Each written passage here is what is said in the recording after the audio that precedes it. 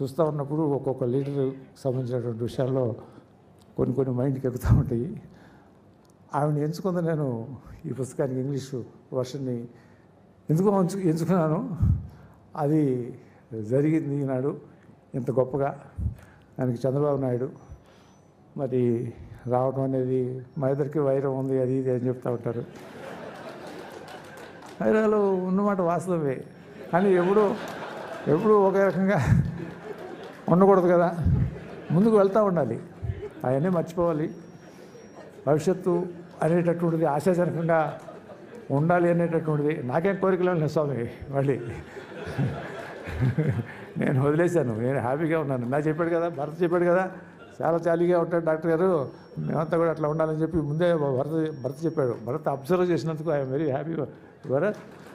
దాస్ మీద I'm really happy.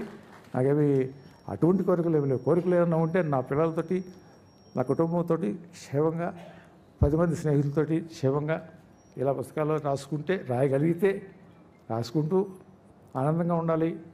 అది కూడా జీవితమే, దాన్ని కూడా ఆస్వాదించాలి.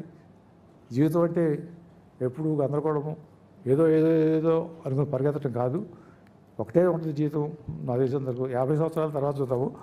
ముందు ఈ ఒక్క జీవితాన్ని ఆస్వాదించడం అనేటటువంటిది కావాలి. అలానే మా వెంకయ్యనాయుడు గారు మా చిన్నప్పుడు అంటే నేను స్కూల్లో ఎస్ఎస్సీ చదివేటప్పుడు ఆయన ఆంధ్ర ఉద్యమం ఉపన్యాసం అంటే వెంకయ్యనాయుడు. అసెంబ్లీలో ముఖ్యమంత్రులు కూడా ఆయన ముందు వచ్చి,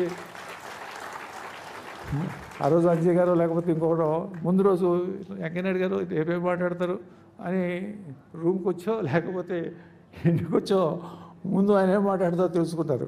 ఎందుకంటే ఆ ప్రవాహం, ఆ క్లారిటీ, అది ఆయన్ని ఎంత వాడిని చేసింది అనేటటువంటిది మనకందరికీ తెలుసు. మన తెలుగువానిగా ఒక గొప్ప స్థానాన్ని అలంకరించినటువంటి వ్యక్తి నా ఈ పుస్తక ఆవిష్కరణ సభలో పాల్గొనడం అనేటటువంటిది నేను చాలా గౌరవంగా ఫీల్ అవుతా ఉన్నాను. అలాగే చంద్రబాబు నాయుడు గారు ఎవరైనా కాదన్నా మీ అందరికీ తెలుసు విషయాలు. మేమిద్దరం ఏదైనటువంటి అవన్నీ గతం, ఇక వాటి గురించి అవసరం లేదు.